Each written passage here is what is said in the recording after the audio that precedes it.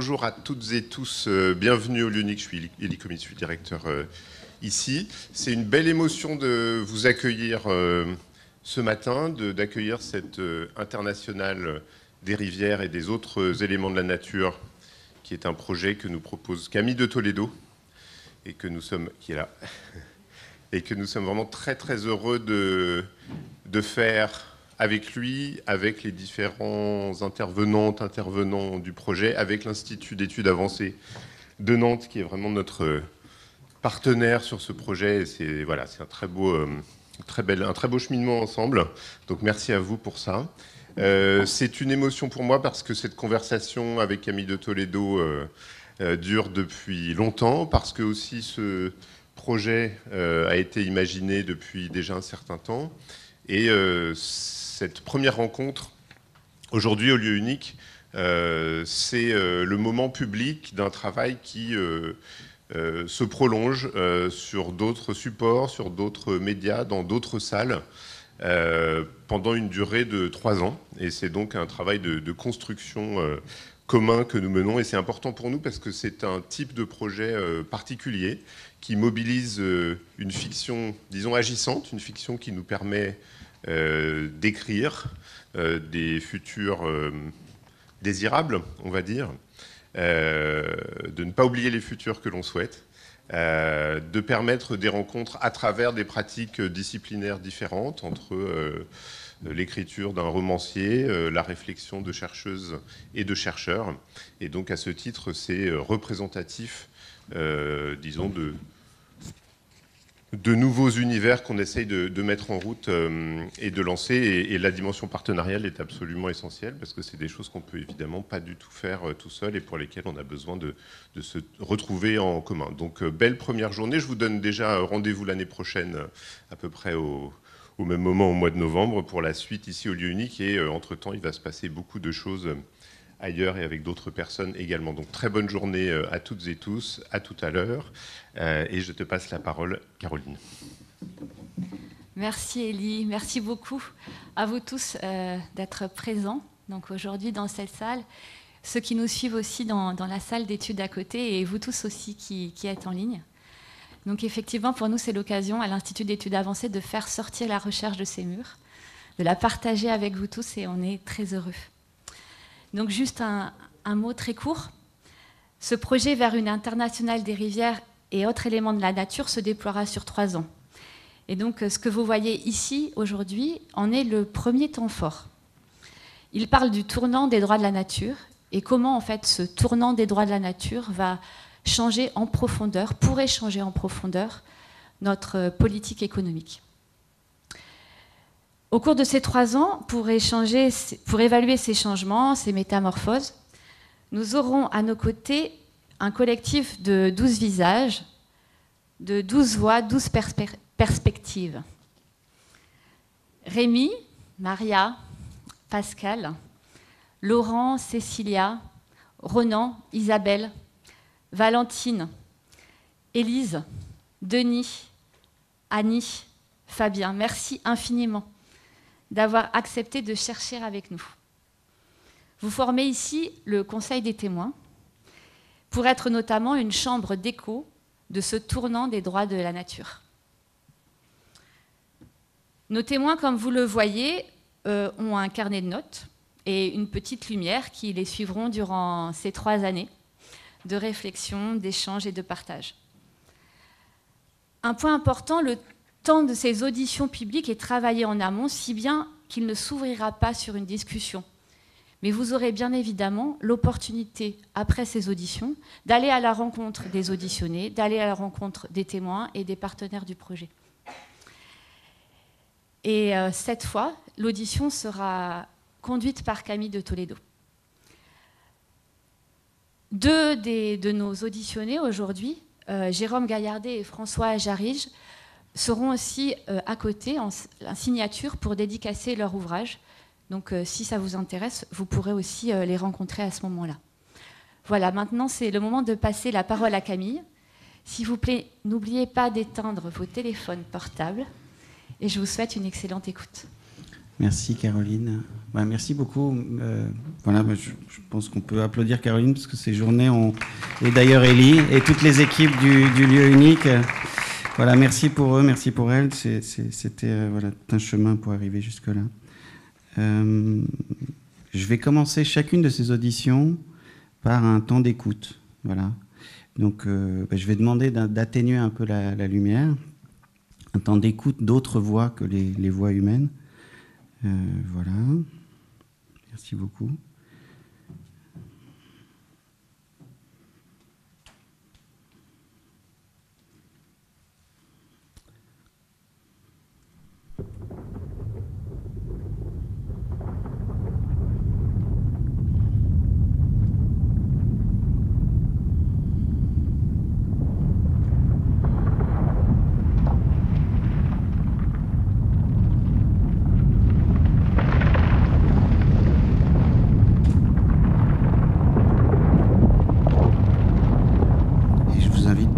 Fermez les yeux.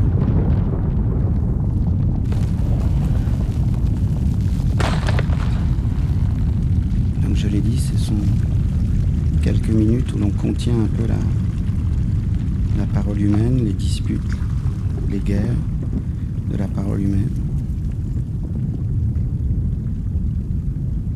Et on se met à l'écoute de quelques sons terrestres.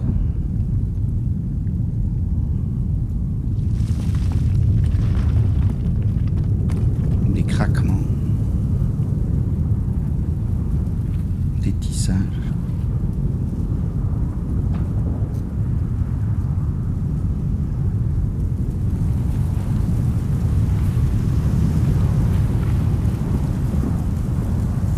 notre perspective ici est celle du temps long, des premières émergences de la vie.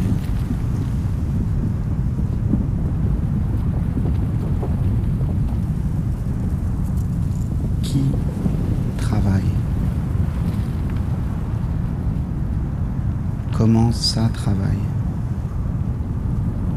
Avant que nous n'apparaissions.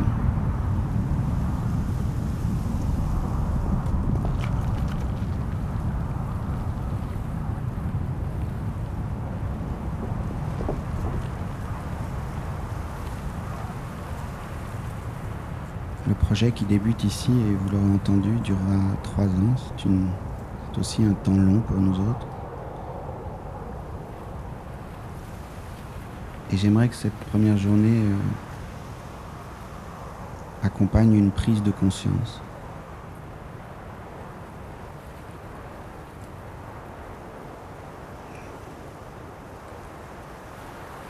Que cette première journée nous permette de mettre en partage la vue d'un grand travail, un immense travail qui nous enveloppe, que l'on va appeler ici le travail de vie.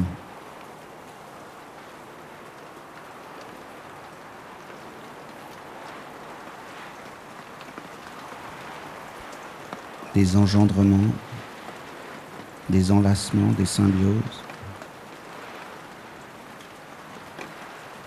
travail de vie, économie générale de vie,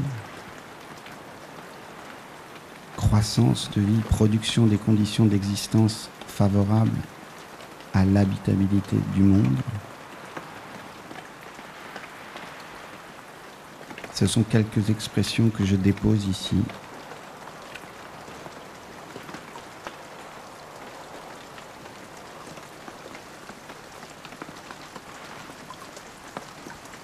Alors là, ce que vous entendez, ces différentes voix, sons, forces,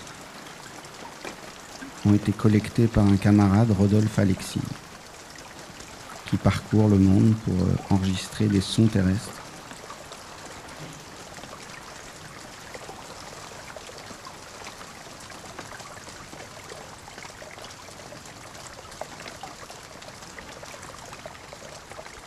Vous avez entendu ou vous entendrez un couple d'ara-hyacinthe au Brésil.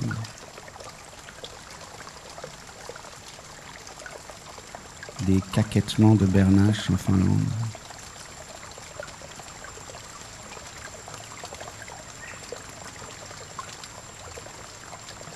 des écoulements, beaucoup d'écoulements, qui rejoindront bientôt le cycle plus vaste de l'eau.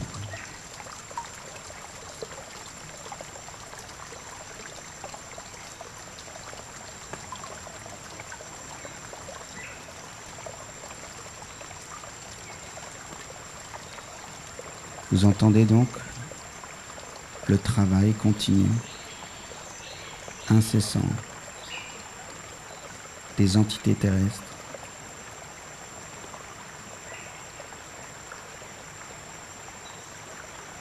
des vents nocturnes dans l'Hérault ou en Nouvelle-Aquitaine,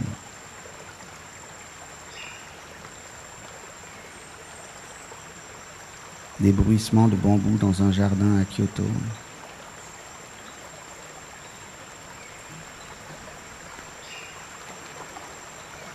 un ruisseau tropical au Costa Rica.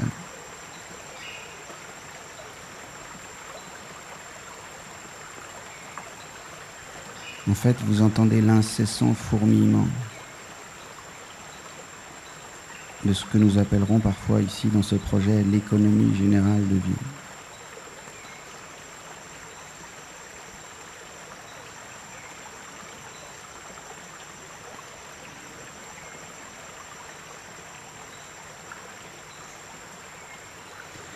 La première audition de ce projet au long cours est consacrée à ça.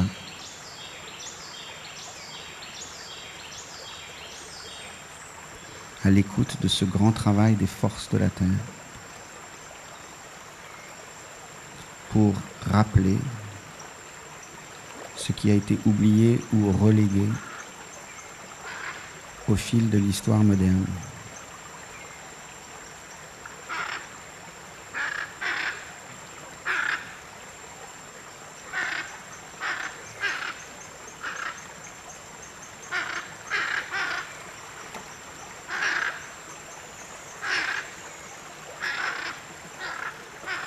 Le travail des masses d'eau, le travail tectonique des plaques continentales,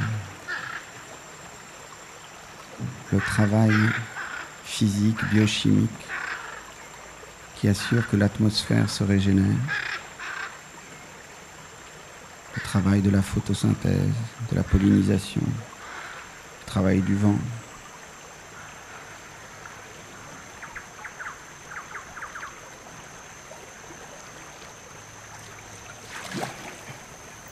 C'est par ponction sur ces forces de travail, ces forces au travail, que nous autres, les modernes,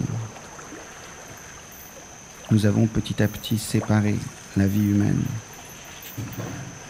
des autres espèces et de nos milieux.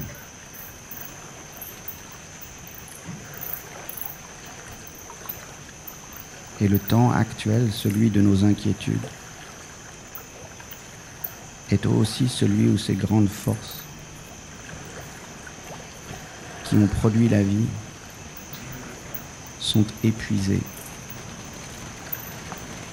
déréglées.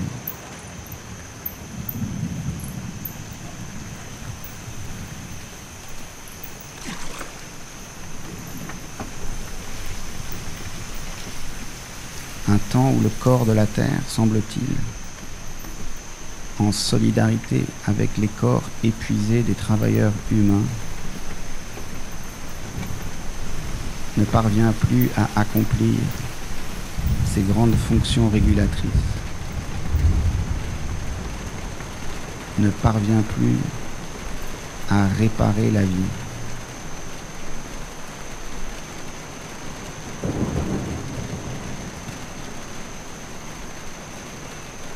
C'est donc ainsi que nous en sommes venus à nommer cette première journée les travailleurs terrestres, pour reposer de façon plus juste la scène exacte de nos habitations.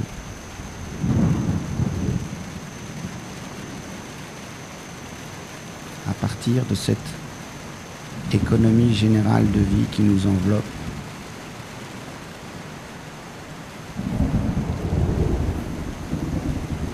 et nous dépendons.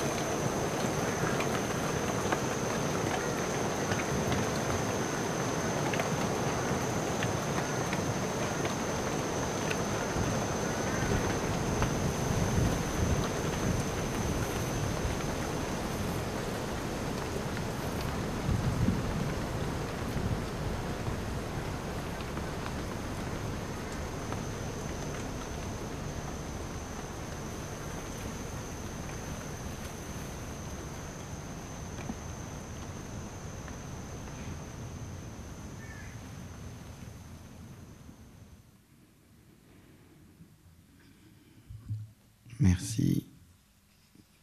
Sylvain, tu peux mettre un peu de lumière sur nos invités, nos auditionnés du jour. Alors, je commence par toi, Gaël. Gaël Charon, merci d'être là. Tu enseignes au département de physique de l'université Paris-Cité. Tu insistes là-dessus, physico-chimiste, responsable de la stratégie d'enseignement de la transition écologique et de la soutenabilité à l'université Paris-Cité, cofondatrice et coordinatrice d'une unité d'enseignement qui se nomme Transition écologique et enjeux sociétaux. Et tes travaux de recherche portent sur le développement de méthodes de détection de contaminants en environnement aquatique. Jérôme Gaillardet, merci pour ta présence. Tu enseignes les sciences de la Terre à l'Institut de physique du Globe de Paris. Tes recherches portent sur le cycle biogéochimique des éléments sur Terre et en particulier sur ce que l'on nomme désormais la zone critique, la fine pellicule habitable de notre planète, coincée entre les roches en profondeur et le ciel. Tu coordonnes le réseau OSCAR, des observatoires de la zone critique, et tu es membre du Centre des politiques de la Terre, qui est donc une initiative portée par l'Université Paris-Cité, Sciences Po Paris et l'Institut de physique du Globe de Paris. Alors, on va commencer maintenant, et on est là un peu plus d'une heure ensemble. Donc, je l'ai dit dans cette petite méditation sonore, nous sommes en quelque sorte, nous les modernes, enfermés dans une vision restreinte, industrieuse, en suivant et en imposant un certain nombre de règles économiques, juridiques, politiques, qui ne tiennent compte que du travail humain. Travail de l'argent, qui est une fiction humaine, travail des machines, qui sont des artefacts humains, et évidemment, travail physique des corps. Mais avec vous, on va observer, essayer d'entendre, de comprendre la réalité biochimique et thermodynamique de notre Terre, pour voir comment elle est tout autre, comment ça travaille de toutes parts. Et nous allons passer donc cette heure avec vous deux pour comprendre comment le monde travaille, comment la Terre travaille et aussi comment ce travail, je dis parfois incommensurable, ce travail de vie, est mis en péril par cette ponction que nous opérons sur ce grand travail de vie. Pour cette audition, vous pouvez regarder à droite, nous serons accompagnés par deux images que vous avez choisies. Voilà, pour toi Jérôme, c'est une vue, on parle de vue de Pompéi, là c'est une vue de la Réunion, et notamment du piton de la Fournaise. Et pour toi Gaël, c'est une vue de la tour, d'une des tours très connues aujourd'hui, qui est la tour Khalifa, la Burj Khalifa, qui est un gratte-ciel de 828 mètres de haut, situé à Dubaï, aux Émirats Arabes Unis. Et ma question, la première, est très simple, elle va vers toi, Jérôme. J'aimerais que tu nous parles, que tu nous dises pourquoi tu as choisi cette image. Oui, merci Camille, bonjour à tous. J'ai choisi cette image parce que elle pourrait apparaître comme un tableau à la Humboldt, un tableau de la nature.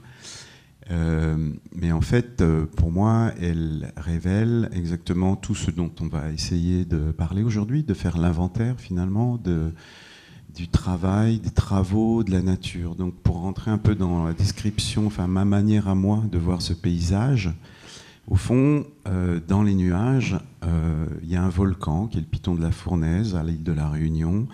Et les traînées blanches qui descendent vers la mer et que vous voyez sont des coulées de lave à peine solidifiées. C'est une roche qu'on appelle le basalte, qui est une roche volcanique dont vous voyez d'ailleurs la couleur noirâtre très précisément au premier plan, là où la forêt s'interrompt pour rentrer dans la mer.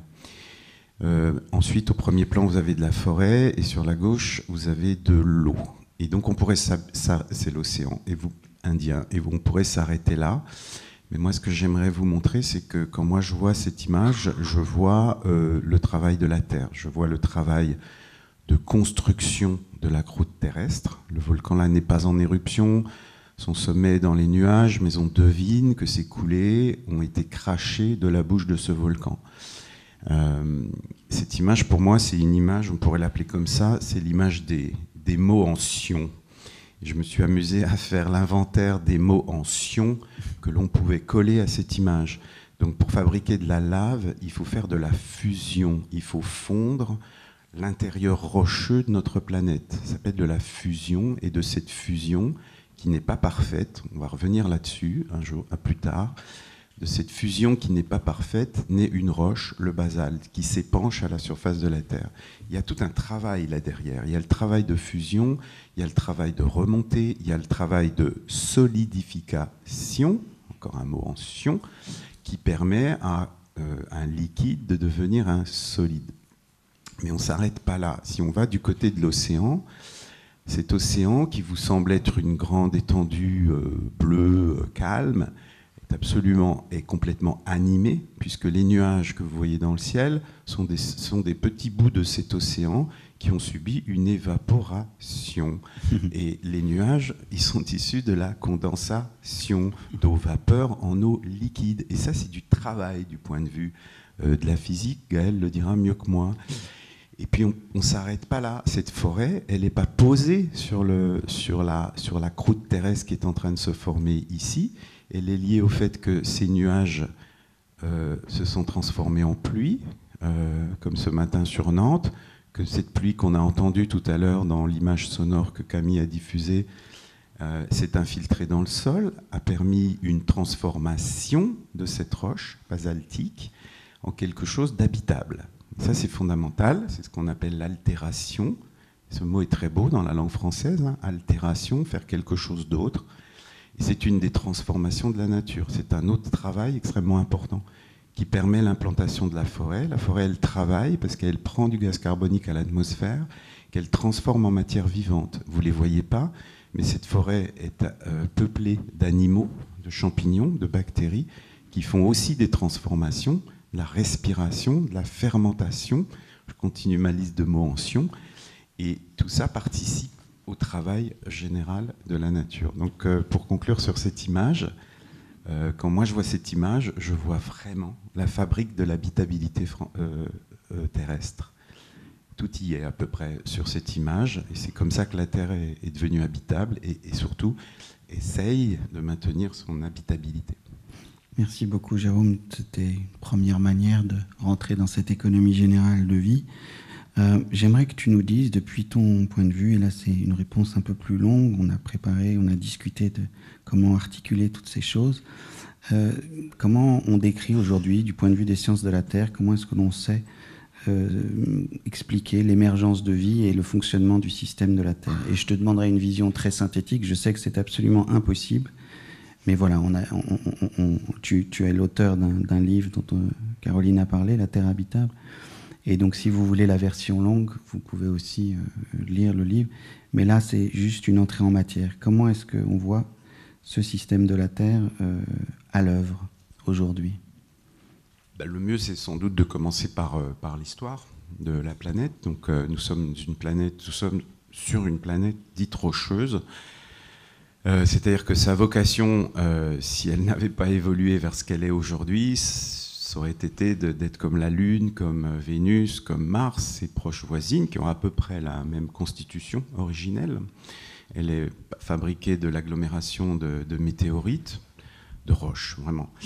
Et au cours de sa naissance, qui ne s'est pas produit un beau matin, mais qui s'est étalé sur des millions d'années, cette planète s'est différenciée. Ça, c'est la grande originalité de notre planète. Donc, c'est encore un mot ancien. On va avoir beaucoup de mots anciens aujourd'hui. Une différenciation planétaire dont on commence à comprendre le calendrier. Et la première chose qui se passe lorsque ces météorites, comme une boule de neige, s'agglomèrent, c'est une fusion, parce que les chocs, ça crée de la chaleur. Ça libère de la chaleur, c'est une transformation de travail mécanique d'ailleurs en chaleur. Une partie de la planète fond. Et en fait, ce qui fond en début, c'est ce qui est le plus fusible, ce qui est le plus facile à fondre, et c'est le fer. Et le fer, c'est dense, et donc il va aller se concentrer au centre de la Terre pour former le noyau de la Terre. Le noyau de la Terre, c'est du fer.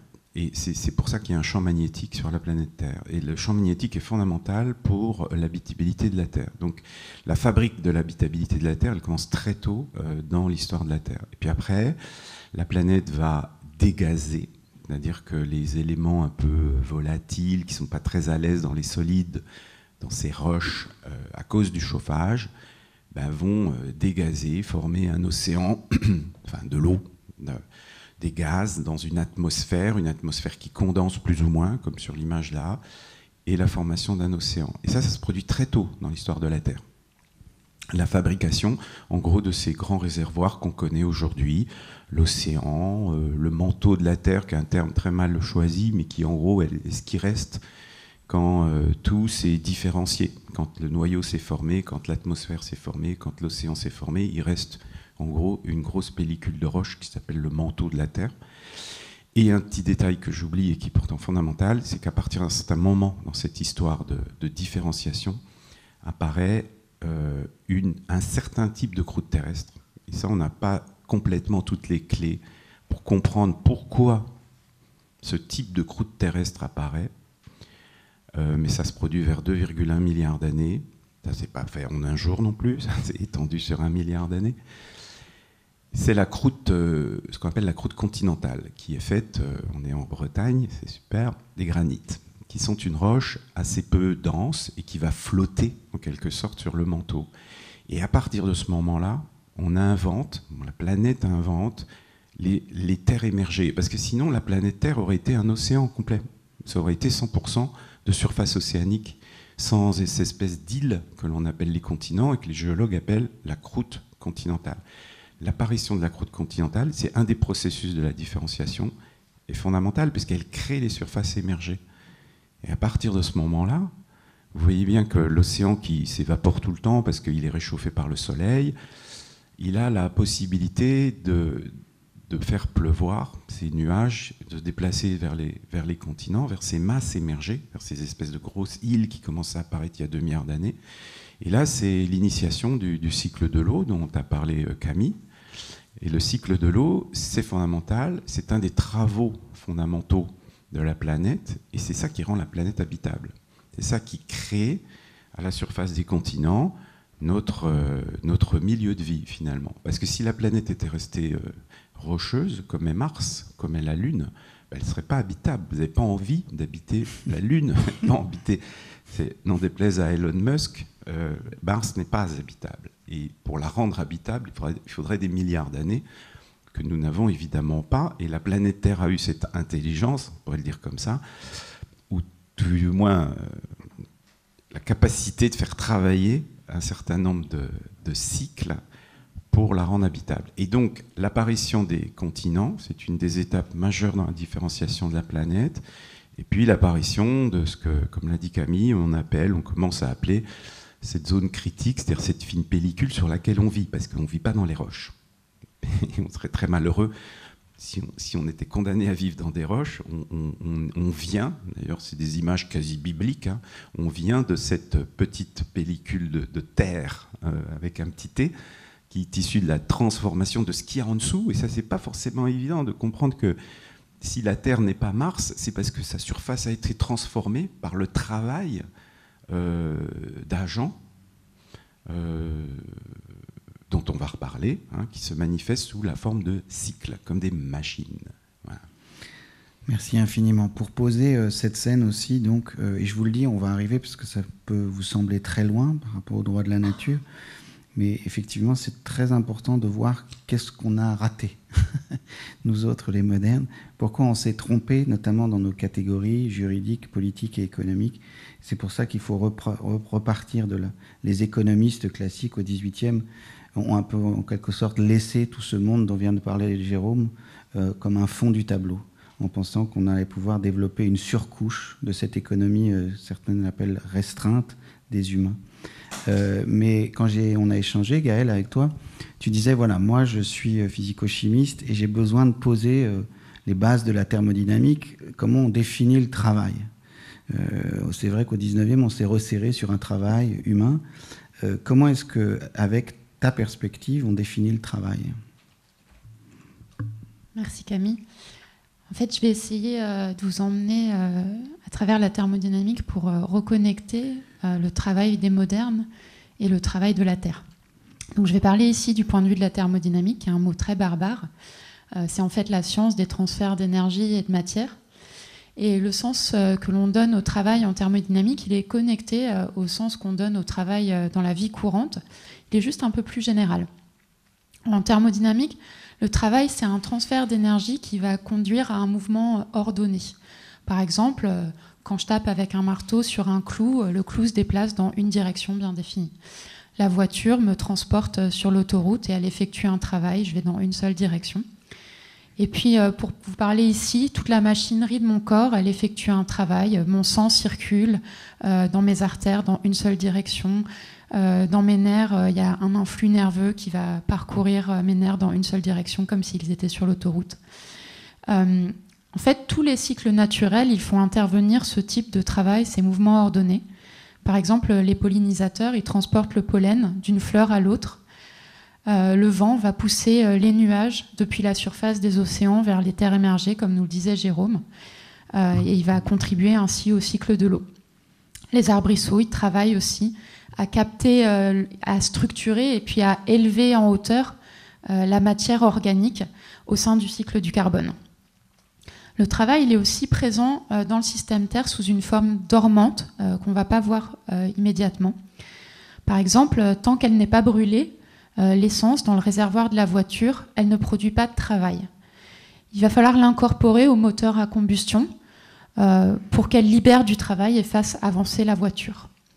Et l'intégralité de l'énergie comprise dans le réservoir, elle ne va pas pouvoir générer du travail. Il y a une partie de cette énergie dans le réservoir qui va être perdue sous une forme d'énergie dégradée de basse qualité qu'on appelle la chaleur. En fait, la fraction récupérable d'énergie pour produire du travail, c'est ce qu'on appelle l'énergie libre, libre de faire du travail. Et cette énergie libre, c'est de l'énergie de haute qualité qu'on va pouvoir transformer en travail mécanique, électrique, chimique, biologique. Et c'est ce que font toutes les sociétés humaines pour se maintenir ou pour se développer. Elles prélèvent de l'énergie libre au système Terre, à son fonctionnement, et puis elles les transforment en d'autres formes d'énergie dégradée, éventuellement pour faire ce qu'on appelle pompeusement le travail avec un grand T. C'est le travail qu'on va pouvoir faire pour assembler une machine à laver ou pour programmer un algorithme, par exemple. Mais en fait, ce travail, ce qu'on appelle nous le travail avec un grand T, c'est juste une petite fraction d'un budget plus vaste qui est l'énergie libre du système Terre. L'ensemble de son travail au système Terre, actif ou dormant. Et ce travail du système Terre qui se manifeste par des grands mouvements, des vents, des vagues, ou par des réservoirs de travail dormants, comme les arbres, par exemple. En fait, c'est ce qui fait toute l'habitabilité du système Terre. Et il me semble important de se pencher quelques minutes sur ce qui génère ces grands mouvements ou ces grands réservoirs, parce qu'en regardant ce qui les génère, on va pouvoir comprendre qu'il y a des plafonds physiques indépassables à ces mouvements et ces grands réservoirs. Et ça permet du coup de se figurer qu'il y a des bornes à cette économie générale du mouvement, ce que toi, Camille, t'appelles l'économie générale de vie. Il y a des limites indépassables à cette économie générale. En fait, les mouvements sur Terre, ils naissent d'un déséquilibre. Tout mouvement naît toujours d'un déséquilibre. Sans déséquilibre à l'équilibre, il n'y aurait pas de mouvement sur Terre et du coup, il n'y aurait pas de vie. En fait, on peut s'en convaincre en faisant une petite analogie un peu farfelue. Donc, j'espère que vous allez me suivre là-dedans. Vous allez imaginer une casserole de lait sur le feu. Donc, on se met dans la cuisine et puis on pose le lait sur la plaque de cuisson et puis on allume la plaque de cuisson. Alors, il y a de la chaleur qui va être communiquée au lait par le bas. Et puis, on va avoir du lait chaud en bas et du lait froid en haut dans la casserole. La température est inhomogène. Mais en fait, la température va s'homogénéiser par un brassage naturel, un brassage qu'on peut même voir à l'œuvre dans la casserole. Il y a du lait chaud qui monte parce qu'il est moins dense. Et puis, il y a du lait froid qui est chassé à la surface, qui va redescendre, qui va circuler sur les bords de la casserole vers le bas. Donc, en fait, on a un mouvement du fait du déséquilibre de température à l'intérieur de la casserole. Si je coupe le chauffage de la casserole et que j'attends un temps suffisamment long, la température à l'intérieur de la casserole, elle va s'homogénéiser, elle va revenir à la température ambiante. C'est l'équilibre avec la cuisine. Et il n'y a plus de mouvement dans cette situation d'équilibre avec la cuisine. Mais si je maintiens la plaque à une puissance judicieusement choisie, je vais avoir une casserole de lait qui sera à une température constante dans le temps, mais qui n'est pas celle de la cuisine. J'aurai d'une certaine manière un déséquilibre stationnaire. Et dans ce déséquilibre stationnaire, il y a tout le temps du mouvement. Il y a tout le temps du lait chaud qui monte, il y a tout le temps du lait froid qui redescend. En fait, moi, ou vous tous et vous toutes, vous êtes des casseroles de lait en déséquilibre stationnaire. Vous êtes tous et toutes à 37 degrés dans une pièce qui est à peu près à 19 degrés, 20 degrés. Donc vous êtes en déséquilibre thermique. Et ce déséquilibre thermique, il est alimenté par la nourriture que vous consommez. Et il est le reflet en fait, du travail à l'intérieur de votre cœur. Votre cœur qui bat à l'intérieur de votre corps, votre cœur qui bat, qui fait circuler le sang, etc. La Terre aussi, c'est une casserole de lait dans un état stationnaire, dans un état de déséquilibre stationnaire. Parce que sur Terre, la température moyenne, c'est 16 degrés, alors que dans l'espace, la température moyenne, c'est moins 270 degrés. Et du coup, en fait, la Terre, elle est elle-même maintenue dans ce déséquilibre thermique stationnaire parce qu'elle est soumise à un rayonnement solaire qui est inhomogène. Vous voyez, le Soleil, il éclaire plus l'équateur que les pôles, et puis selon la saison, il va éclairer plus un hémisphère que l'autre, et puis selon la journée, il va éclairer plus une face, et l'autre face, elle va être non éclairée. Et du coup, tout ça, ça crée des déséquilibres thermiques sur Terre, et tout ça, ça va créer du mouvement, des mouvements qui vont soutenir la vie sur Terre. En fait, les mêmes phénomènes se produisent sur Terre que dans la casserole de lait. On a des masses d'air chaud qui montent depuis la surface, qui vont s'étaler, et des masses d'air froid qui vont redescendre. Et ce flux inhomogène d'énergie solaire, en fait, il est à l'origine de la circulation atmosphérique, de ces mouvements de masse d'air, du déplacement du coup d'énergie et de matière dans l'atmosphère.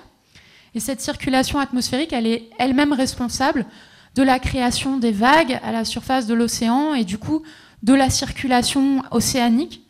Ces courants atmosphériques, océaniques, c'est eux qui vont permettre de faire tourner les cycles de l'eau, les cycles du carbone, les cycles de tous les autres éléments, tous les cycles géochimiques. Sans ces mouvements, il n'y a pas d'alternance de pluie et de soleil. Il n'y a pas de mousson qui vient fertiliser les champs en apportant des nutriments. Il n'y a pas d'apport des nutriments essentiels à la forêt amazonienne par les vents qui viennent du Sahara. Et sans une stabilité, une prédictibilité de toutes ces circulations, de tous ces mouvements atmosphériques, océaniques, en fait, il n'y a pas d'agriculture possible. Et du coup, il n'y a pas d'habitabilité. Merci Gaëlle. Il y a en t'écoutant, il me venait cette pensée dans le vocabulaire de l'économie politique et non pas la politique économique, comme disait Caroline en début. L'économie politique, il y a ce langage chez les libéraux de laisser faire. Et là, je reviens à ça parce que vous voyez qu'en fait, c'est ce laisser faire du vivant en fait qu'il faut amplifier, qu'il faut viser en fait. L'objectif social, disons pour les années à venir, c'est d'amplifier ce laisser-faire du vivant au détriment du laisser-faire de notre économie restreinte, de notre économie humaine. Mais j'ouvre un autre chapitre parce que ce qui apparaît dans les paroles de Gaël, comme dans les premières paroles sur la réunion, Jérôme, c'est cette économie générale de vie, appelons-la comme ça, et cette intelligence terrestre, tu l'as même employé, cette expression intelligence de la Terre. Et on n'a pas eu toujours cette vision, évidemment, toutes celles et ceux qui ont l'histoire un peu des disciplines scientifiques se souviennent que la science et les sciences ont toujours avancé en découpant, en séparant. Et quand vous écoutez Gaël comme Jérôme, vous entendez ce moment de remembrement. On essaye de faire le lien entre des choses qui ont été séparées, les liens entre la lithosphère et l'atmosphère, les liens entre les règnes, disons, animaux, végétaux et minéraux. En fait, c'est tout ce remembrement qui s'opère. Et donc, je voulais en passer avec toi, Jérôme, par un petit moment quand même d'histoire des sciences, en nous racontant en fait l'histoire de cette hypothèse d'une Terre intelligente, comment elle s'affirme. Et je sais que tu voulais partir notamment d'un événement qui est 1958, l'année géophysique internationale. Oui, on n'en parle pas assez de cette année 1958 parce qu'elle est charnière. Elle est charnière entre deux mondes. Il y a un avant, il y a un après. L'avant, si on veut faire un peu d'archéologie, d'histoire des sciences, c'est des grands précurseurs. Je l'ai cité déjà tout à l'heure, c'est mon idole. Alexandre d'Humboldt, qui avait parcouru l'Amérique du Sud, c'est un des premiers grands scientifiques à sortir de l'Europe et à relativiser toutes les connaissances scientifiques de l'époque, en particulier en géographie. La géographie n'existait pas. En géologie, la géologie n'existait pas. La géognosie, en botanique, etc., pour montrer qu'en fait, non, il a ouvert d'autres horizons. L'Amérique du Sud n'a rien à voir avec l'Europe, etc. Donc lui, c'est un des grands précurseurs. Il y a un autre des grands précurseurs, c'est Vernadsky, un peu plus tard, qui, lui, comprend... c'est absolument remarquable de relire son livre qui s'appelle La biosphère, il est écrit en français d'ailleurs. Vernadsky, c'est un russo-ukrainien, où il montre que la spécificité de la planète Terre, c'est un peu ce que je vous disais tout à l'heure, c'est ce qui illustre ma diapositive sur la Réunion, c'est que sa pellicule extérieure est transformée par l'énergie solaire grâce aux vivants. C'est fondamental, c'est le travail des vivants, comme bien exactement de le décrire en partie Gaël, qui transforme... Voilà. Donc ça, c'est les grands précurseurs. Mais ensuite, au 19e, les disciplines, j'ai envie de dire malheureusement, s'instaurent, deviennent des châteaux forts avec des ponts-levis abaissés, si on veut les investir, des meurtrières qui permettent de se défendre, etc. La géologie apparaît, la zoologie apparaît. Et si vous allez visiter le jardin des plantes à Paris, vous voyez bien ça, le bâtiment de géologie, le bâtiment de zoologie. C'est le début de la catastrophe, parce qu'on a commencé à tout découper. Et 1958, donc j'en arrive à 1958, c'est l'année géophysique internationale. Je ne sais pas qui a décidé qu'il fallait faire une année géophysique internationale, mais bref, des chercheurs vont s'enfermer dans un igloo en Antarctique. Il se passe tout un tas de trucs assez originaux. Un monsieur qui est décédé il y a 2 ans, qui s'appelle Claude Lorius, a cette idée absolument géniale de dire mais pourquoi on ne fore pas les glaces de l'Antarctique? Parce que dans les glaces de l'Antarctique, il doit y avoir plein de choses qui racontent l'histoire récente de la Terre. Et l'histoire raconte que c'est en gardant son glaçon dans le whisky qu'il a eu l'idée. Bref, de cette année géophysique internationale va sortir 2 grandes révolutions scientifiques qui ensuite, malheureusement, ont commencé à rediverger. La révolution des modèles climatiques, dont on nous parle beaucoup, et puis la tectonique des plaques, dont on nous parle beaucoup moins. La tectonique des plaques, c'est une grande théorie qui a unifié la géologie, mais l'a fait aussi décoller d'une certaine manière. C'est-à-dire qu'aujourd'hui, quand vous ouvrez un livre de géologie ou prenez le programme de première du lycée,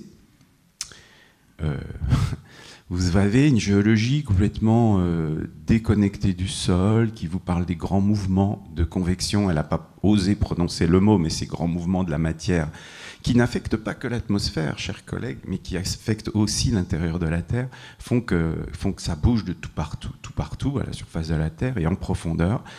Et puis les sciences du climat, qui sont devenues d'ailleurs les sciences du système Terre. Vous avez peut-être déjà entendu parler de ce terme. Les sciences du système Terre, en fait, c'est une espèce de généralisation des sciences du climat qui font tourner des gros modèles climatiques. Et ces gros modèles climatiques, c'est quoi? C'est des modèles de cycle de la matière. Donc ce que Gaël nous a très bien décrit, ces vents, ces mouvements, ce cycle de l'eau, ce cycle du carbone, on va peut-être en parler un tout petit peu, sont ce que ces modèles essayent de mettre en équation pour prédire l'évolution de notre climat. On nous parle de ça tout le temps, puisque quand vous achetez un billet de train SNCF ou un billet d'avion, il y a la quantité de CO2 que ça va libérer, donc l'impact climatique que ça génère. Voilà. Je ne sais pas si c'était un petit peu l'idée...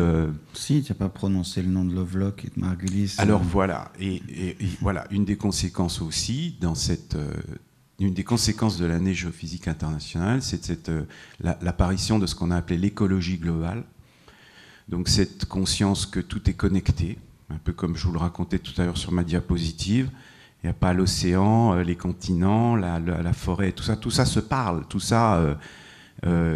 échange de l'information via les cycles justement, parce que tout ça est connecté. Et donc Lovelock, c'est le père, Lovelock et Margulis quand même, sont le papa et la maman d'une théorie qui s'appelle la théorie Gaïa, qui est plus une hypothèse, non, c'est pas une hypothèse scientifique, c'est une vision philosophique du monde en fait, de dire que les vivants sur la planète Terre se sont toujours organisés pour maintenir la vie, avec un grand V, mais pas forcément leurs espèces.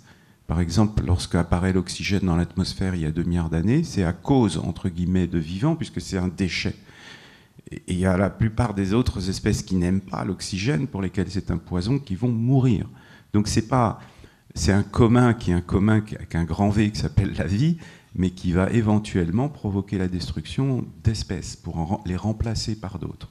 Mais ce qui est maintenu dans l'ensemble, c'est la vie, c'est ce processus de genèse, de génération qu'est la vie. Il y a un point pour notre conseil des témoins ici, pour celles et ceux qui suivront ou qui suivent déjà là aujourd'hui. C'est une des difficultés des droits de la nature, c'est quand on entend Jérôme, Gaël et bien d'autres chercheurs, en fait, il y a cette interdépendance de tout avec tout. Et lorsqu'on en vient au droit et au droit de la nature, et le droit souvent découpe, il cherche le périmètre justifié, le périmètre écologique cohérent. Et donc là, vous avez affaire à une difficulté. C'est-à-dire que logiquement, et comme hier on a déjà entendu des paroles, il faudrait remonter à l'échelle terrestre pour donner des droits à la Terre et que tous les autres droits découlent, les droits des non-humains. Mais on sait par ailleurs que d'autres pays choisissent de instituer seulement une rivière. Et alors donc la question pour un bon découpage des droits de la nature, ce serait de s'assurer que dans les statuts de cette rivière, on le relie bien sûr aux nappes, à tous les éléments matériels et immatériels, mais également qu'il y a des fuites, et je voudrais t'interroger sur cet élément des fuites, possibles vers le cycle de l'eau, que défendre la rivière permet également de défendre le cycle de l'eau. C'est un des points très très courts, Jérôme, que je voulais juste souligner pour celles et ceux qui sont là. Dans ton livre, on voit apparaître cette idée de fuite, de dysfonctionnement. En fait, il y a vie parce que ça dysfonctionne, parce que les différents cycles du temps, de la roche, de la vie, de la biosphère, et des gaz ou des vents, etc., s'enchevêtrent, mais il y a Mathieu Duperex ici présent me rappelait le terme de paresse, ça fuit. En quelque sorte, ça marche parce que ça dysfonctionne. Est-ce que tu peux juste nous dire sur ce point-là, en fait, pourquoi en fait il y a vie parce que ça ne marche pas, parce que la mécanique n'est pas parfaite? Oui, Gaël a bien parlé de cette notion de déséquilibre. Donc il faut, pour qu'il y ait travail, il faut qu'il y ait déséquilibre, il faut qu'il y ait des gros contrastes. Et effectivement, la manifestation de ça, c'est que la matière s'anime.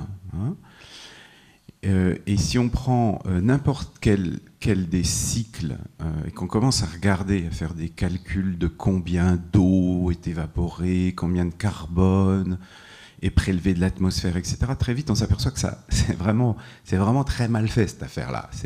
C'est jamais recyclé correctement. Prenons un exemple. Un arbre qui tombe ici dans la cour, c'est l'automne, normalement, il devrait être reminéralisé. C'est-à-dire que c'est du gaz carbonique qui a été pris à l'atmosphère au printemps et en été pour fabriquer une feuille. Si le truc était bien fait, cette feuille à l'automne doit se décomposer et redonner son gaz carbonique à l'atmosphère. Sans quoi, vous avez un petit problème de maintien de la teneur en CO2 de l'atmosphère si on commence à raisonner chez global. Le fameuse homéostasie de Claude Bernard. Enfin, ça, c'est des idées qui ont émergé au 19e d'ailleurs, l'idée qu'il y avait forcément des mécanismes de régulation. Mais en fait, quand on fait ces calculs, on s'aperçoit que non, ça ne marche jamais comme ça. Une partie de la feuille, elle ne va pas se décomposer, elle va se transformer en humus. Toute personne qui fait un peu d'agriculture, c'est ça, une culture. Heureusement qu'il y a l'humus, parce que l'humus, ça permet la fertilité des sols. C'est une forme de stockage du carbone sur des périodes de temps un peu plus longues. Donc la nature met un peu de côté de ce carbone au lieu de le refaire circuler rapidement trop vite, j'ai envie de dire. Mais on peut continuer, c'est-à-dire qu'une partie de cet humus, la Loire, là je regardais, je traversais la passerelle tout à l'heure, elle est très belle, la rivière, comment ça s'appelle? L'Erdre. L'Erdre. Elle est Coca-Cola, elle a une couleur du thé un peu dilué, c'est de la matière organique, c'est de l'humus, et son devenir, ça va être d'aller à l'Atlantique, où elle va sédimenter gentiment dans des sédiments apportés par la Loire, par ailleurs, pour des millions d'années. Et là, on met en réserve du carbone que la Terre se garde d'utiliser, on va dire, pour plus tard. Donc, ces cycles dont on parle depuis un petit peu, là, sont jamais parfaits. Et c'est bien qu'ils ne soient pas parfaits, parce que du coup, ça crée les conditions d'une résilience. C'est-à-dire que demain, je ne sais pas pourquoi, tous les arbres de la planète se mettent à mourir. Ça s'est produit. Il y a eu des grosses crises volcaniques dans l'histoire de la Terre. Ben, c'est pas grave, parce que ce cycle-là qui est mort, il y en a un autre derrière qui va prendre le relais. Exactement comme quand on se pète un muscle, ben, le muscle d'à côté, finalement, il prend le relais et on arrive quand même à marcher. Et la Terre, grâce à l'emboîtement de tous ces cycles, hein, c'est ce que j'essaye de décrire, mine de rien, depuis 4,5 milliards d'années, malgré tout ce qui lui est arrivé, elle arrive à s'en sortir. Merci, Jérôme. C'est l'économie générale dans la manière dont elle marche. Gaël, comme je vois que le temps tourne, si tu veux ajouter quelque chose sur cette séquence d'assez court où on passe directement à cette image, qu'est-ce que on avait prévu là un moment de rebond par rapport à ce qui venait d'être dit. Tu veux dire quelque chose sur ça brièvement ou... Je peux résumer un peu mon idée. Ces cycles qui sont emboîtés, en fait, c'est comme les différentes sous-machines d'une grosse machine. Et la machine du système Terre, elle a plusieurs machines, comme dans une voiture, il y a l'alternateur, il y a le moteur, il y a le radiateur, etc. Là, il y a tout un tas de sous-machines qui sont emboîtées les unes dans les autres dans cette grosse machine. Mais chacune de ces machines, et la machine mère elle-même, ils ont des plafonds de fonctionnement. Elles ont des limites physiques à leur fonctionnement. Et c'est un peu de ça dont je vais vous parler juste après. Alors, on va basculer effectivement vers cette image. Merci, parce que donc, cette histoire des plafonds, c'est aussi très important, parce qu'on retrouve ce laisser faire la vie, en fait, trouver des endroits où on arrête de la solliciter. Et donc ça, c'est un enjeu évidemment très très important quand on se pose la question du droit, d'un droit à venir, d'une loi à venir, des lois à venir. C'est comment est-ce que nous parvenons en fait à faire cesser, ou en tout cas à donner plus de champ à cette économie de vie par rapport à l'économie restreinte des humains. Mais effectivement, on bascule vers cette image. Dis-nous, si tu veux bien, pourquoi elle fait vraiment contraste avec l'image de la Réunion. C'est un artefact humain, c'est la tour Khalifa. Pourquoi tu l'as choisi? Je crois que tu voulais démarrer justement, Jérôme vient d'évoquer l'Erdre et la rivière et Loire, tu voulais démarrer par l'histoire d'une rivière et d'un barrage. En fait, ce que je voudrais illustrer comme idée, c'est que nous, les sociétés humaines, on est une sous-machine qui s'est greffée dans le fonctionnement de la machine générale. Et en se greffant dans ce fonctionnement de la machine générale, qui a un plafond de fonctionnement, en fait, on va entraver le fonctionnement des autres machines naturelles du système Terre. Et je trouve que la rivière, ça permet de bien se représenter comment est-ce qu'on entrave ce fonctionnement. Donc si on prend l'exemple d'un barrage hydroélectrique, on va retenir l'eau de la rivière pour créer un réservoir en hauteur, et puis de temps en temps, on va ouvrir les vannes, Et puis l'eau va tomber sur les pales d'une turbine qui va tourner, qui va faire de l'électricité, qui ensuite va aller travailler à faire de la lumière ou à allumer un four. Et puis ultimement, cette énergie en fait, de la rivière, ce travail de la rivière, il va se transformer en chaleur chez nous, une forme d'énergie dégradée, qui est du coup plus disponible pour le fonctionnement de la machine qu'est la rivière. En fait, cette énergie de mouvement de la rivière qu'on a prélevée, elle est plus disponible pour aller éroder les flancs de la rivière, altérer la roche, comme le disait Jérôme tout à l'heure, transporter les sédiments de la rivière vers l'aval. Et du coup, c'est des sédiments, des nutriments qui seront plus disponibles pour les écosystèmes en aval. Donc ces écosystèmes, ils subissent un manque, un préjudice, parce qu'on a ponctionné du travail à la machinerie du cycle de l'eau. Du coup, j'en arrive au gratte-ciel. Et ce gratte-ciel, pour moi, il représente vraiment le gigantisme des ponctions d'énergie libre et de travail qu'on fait aux machines du système Terre. Le gigantisme aussi du rythme auquel on fait ces ponctions. Donc ce gratte-ciel, il fait 828 mètres, comme tu l'as dit, Camille. Il y a 163 étages. Il a été construit à partir d'environ 400 000 tonnes de matériaux qui ont été prélevés sans égard pour le fonctionnement des autres machines du système Terre. Ces prélèvements, ils ont été effectués au cycle du silicium, au cycle du carbone, et ils ont été prélevés du coup à un cycle qui a fonctionné sur un temps très long. Par exemple, tout le carburant qui a été nécessaire au fonctionnement des machines de construction, c'est du carburant qui est issu de maturation de carbone au temps très long. Ça a pris des millions d'années de constituer ces réservoirs de pétrole ou de charbon. Alors le système Terre, il a aussi une machinerie qui permet de construire des très gros édifices, par exemple un volcan. En Islande, il y a l'île de Surtsey, elle a poussé en 5 ans. 5 ans, c'est le temps qu'il a fallu pour faire pousser la tour Burj Khalifa qu'on voit ici. Alors l'île volcanique de Surtsey en Islande, elle est 100 fois plus volumineuse, mais quand même, on a déployé, ça veut dire que pour construire cette tour, on a déployé une puissance qui est de l'ordre de 1% d'une puissance tellurique. C'est-à-dire qu'on devient non négligeable, on devient une force tellurique majeure. Et en plus, c'est pour une unique tour, en un unique point de la planète, mais en fait, sur la planète, il y a de l'ordre de 100 000 grues actives présentement.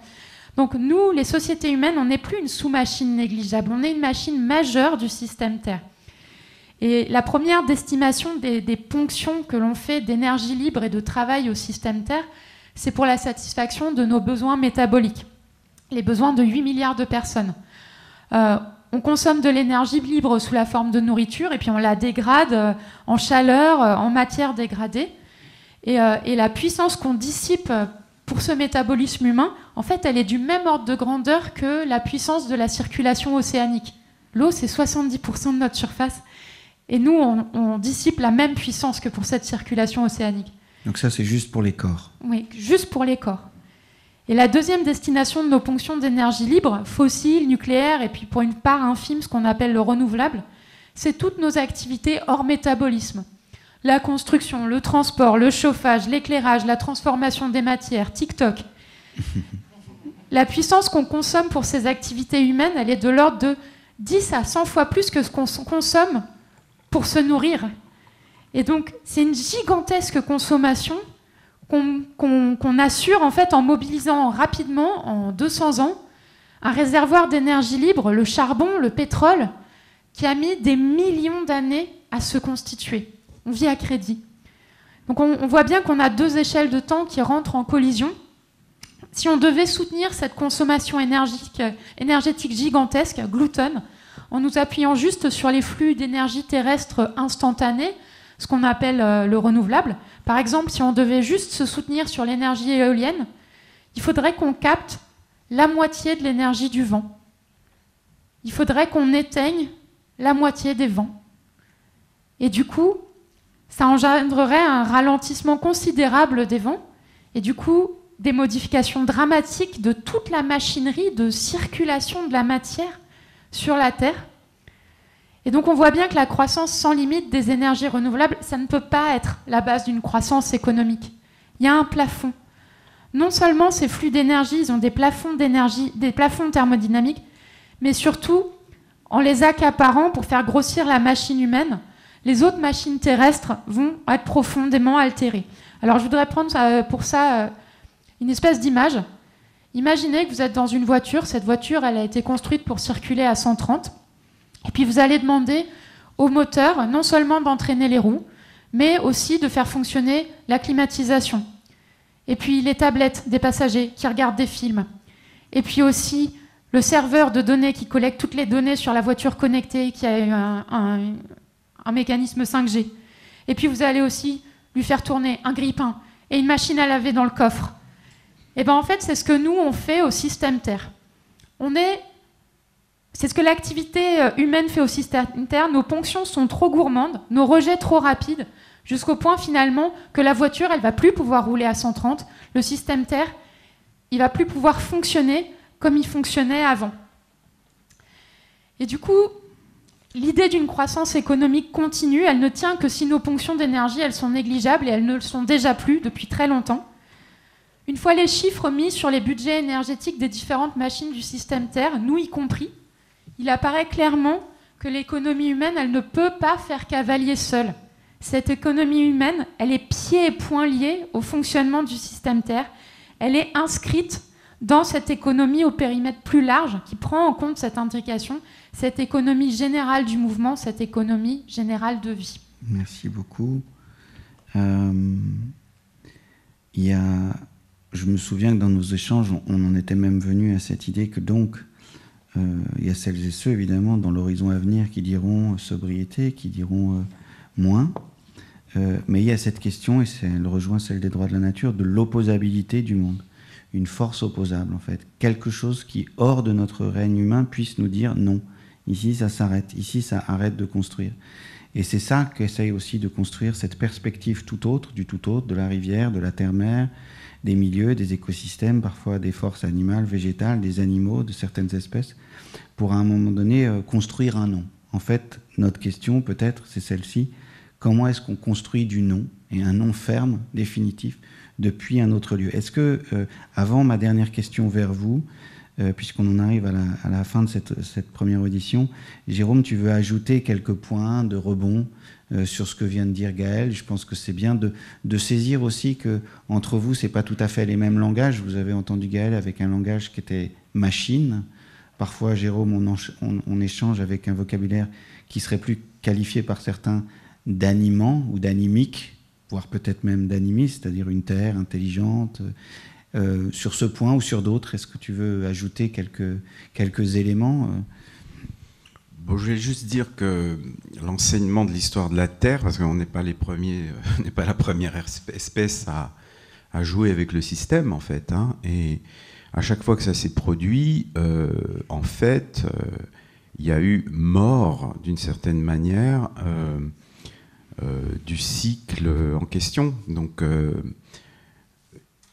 et avec des périodes de temps longues, et c'est là qu'est tout le problème. Tout à l'heure, je disais, il y a de la résilience dans le système Terre, mais c'est une résilience qui éventuellement peut prendre beaucoup de temps. Par exemple, il y a 65 millions d'années, une éruption volcanique gigantesque provoque un phénomène d'hiver nucléaire pendant probablement plusieurs dizaines de milliers d'années, fait disparaître la plupart des écosystèmes, fait disparaître les dinosaures, les emblématiques, mais plein d'autres familles vivantes. Effet de serre considérable à cause de ce CO2 volcanique émis dans l'atmosphère. Mais en fait, quand on regarde l'enregistrement géologique, 2 millions d'années plus tard, tout est revenu à peu près à la normale. Ce n'est pas les mêmes espèces, c'est d'autres. Donc là, on a tué quelque chose parce qu'on a dépassé les limites dont tu parles, Gaël. Mais la résilience du système Terre fait que, un certain temps après, le système s'est remis d'aplomb.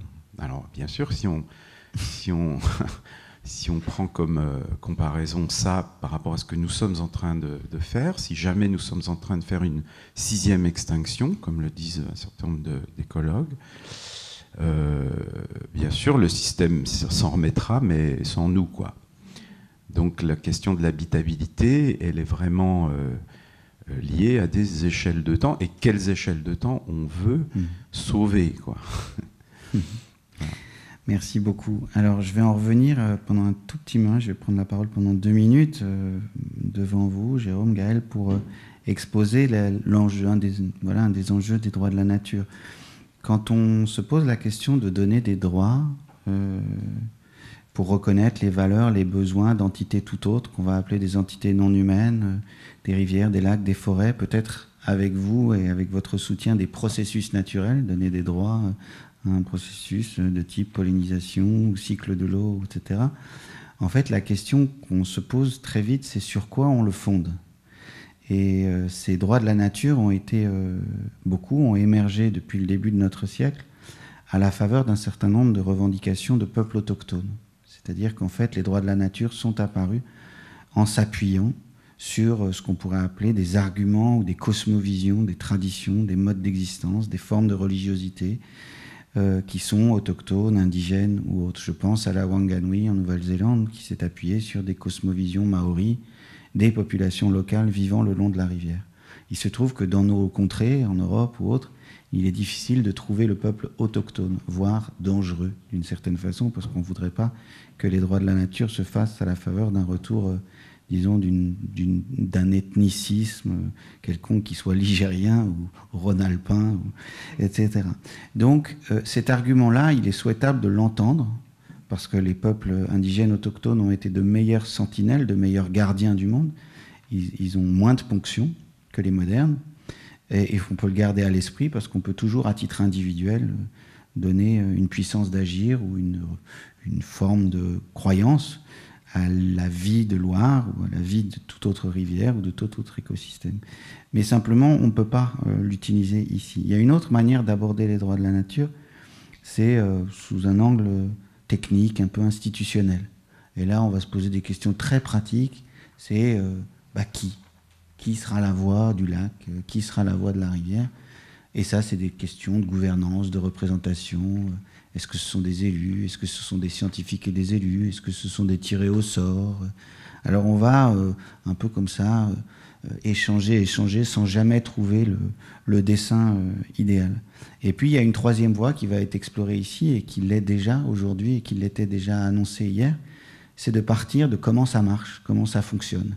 Quelles que soient nos considérations religieuses ou autres, en fait, de dire il y a du travail, il y a des corps travailleurs. Et donc, quelles sont les valeurs, les besoins, les temps, les temporalités propres de ces corps travailleurs terrestres. Et donc, ma dernière question, et je sais qu'elle déborde vos domaines de spécialité, parce que vous l'avez dit, on est dans un moment où si on garde cette analogie, et je crois que c'est au-delà d'une analogie, c'est mieux qu'une analogie, si on garde cette idée que ça travaille depuis la Terre, et qu'on garde cette idée que les corps travailleurs sous nos yeux sont absolument épuisés, éreintés, que nous assistons à une sorte de burn-out d'un certain nombre de lieux, d'écosystèmes, voire de l'écosystème terrestre tout entier, eh bien la question qui vient, c'est donc à quoi ressembleraient les revendications pour un droit social des travailleurs terrestres? Quelles conditions de travail devraient être exigées? Voilà. Je sais que tu n'emploies pas forcément ce vocabulaire, Gaël, mais en tout cas, c'est à toi que j'adresse cette question et je l'adresserai d'une autre manière à Jérôme juste après pour finir. C'est vrai que moi, j'ai une perspective plutôt mécaniste, on a pu s'en rendre compte. D'ailleurs, Jérôme me taquine en disant que je ne suis pas encore complètement déconstruite et je trouve que c'est vraiment un comble. Alors, moi, je ne mets pas d'intention dans les machines non humaines. Mais pourtant, en fait, je rejoins quand même ton point de vue, Camille, parce que je ne leur prête pas d'intention, mais je leur prête une sensibilité. C'est des systèmes sensibles. Et du coup, en tant que système sensible et fragile, j'aimerais qu'elles puissent être en mesure de poser une limite ferme et de défendre leur santé comme un système sensible. Et du coup, si on considère les systèmes sensibles de la Terre comme des travailleurs et des travailleuses, alors ces forces de travail, ces travailleurs et travailleuses ont le droit à la santé au travail, à un environnement de travail qui ne les épuise pas, qui ne les menace pas, qui ne les éteint pas, qui ne les conduit pas à leur perte. Ils doivent pouvoir exercer un droit fondamental et opposable au repos, à la sécurité, à la santé, à la perpétuation.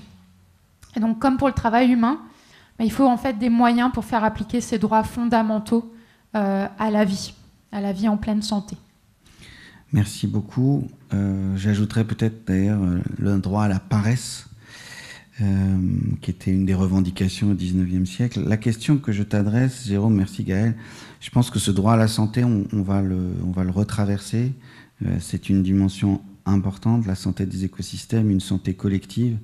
Je crois que ça rejoint d'ailleurs nos droits humains, un droit à la santé.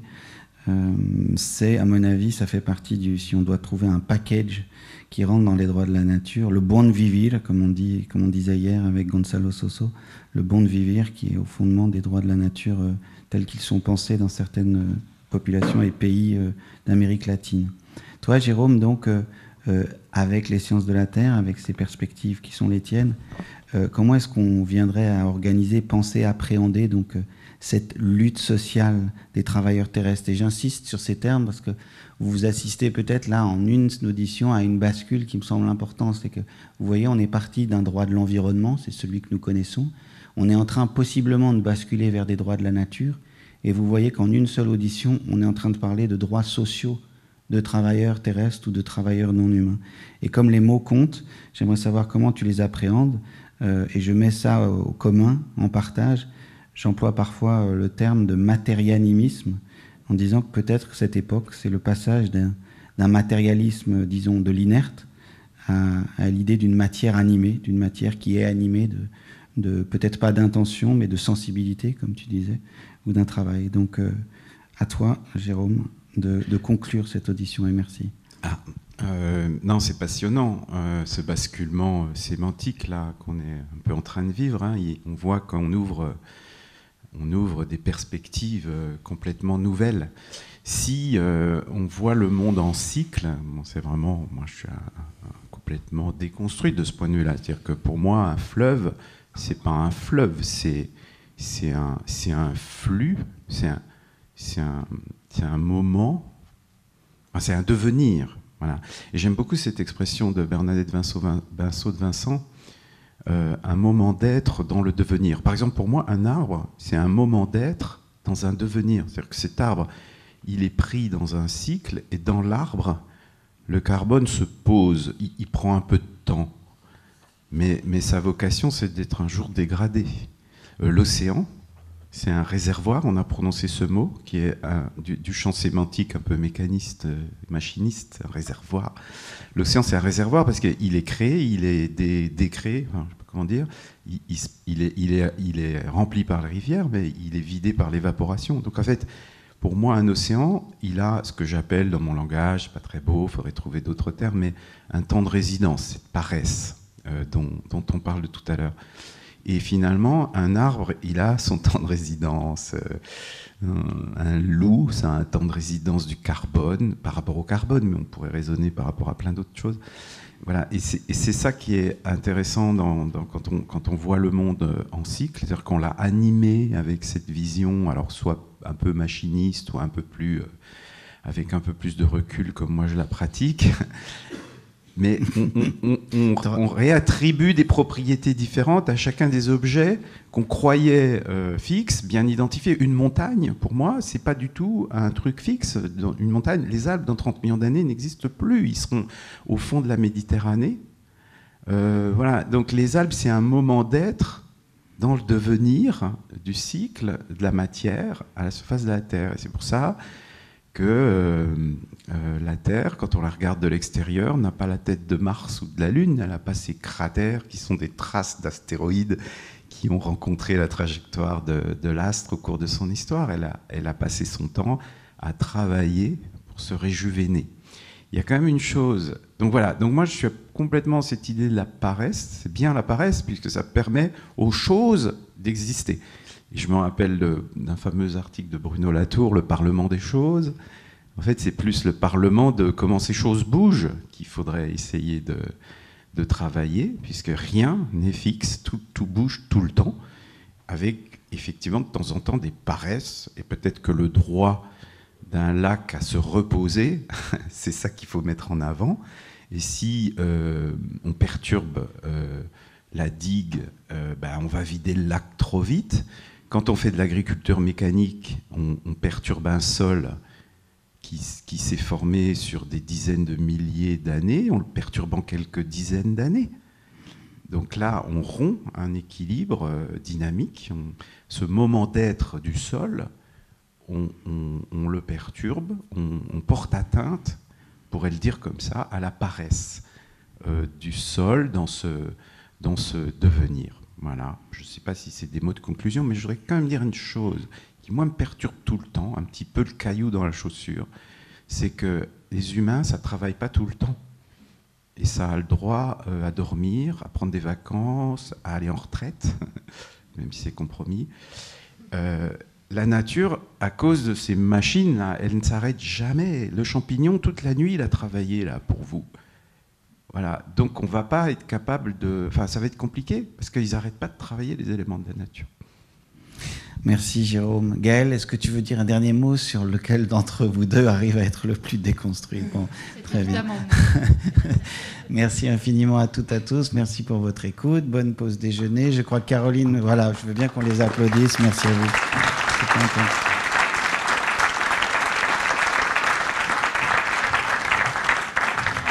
Et Caroline, je te repasse la parole un court instant pour annoncer la suite de cette journée. Merci beaucoup pour votre attention à tous.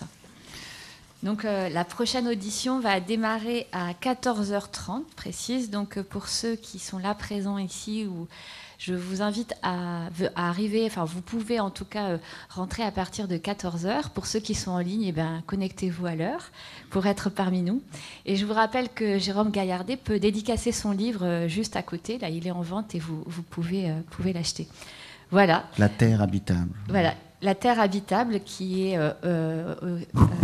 aussi aux éditions La Découverte. Donc pour ceux qui sont en ligne, si vous voulez l'acheter dans votre librairie, vous pouvez également le trouver.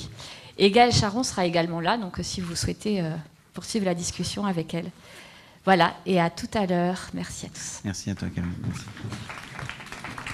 Merci.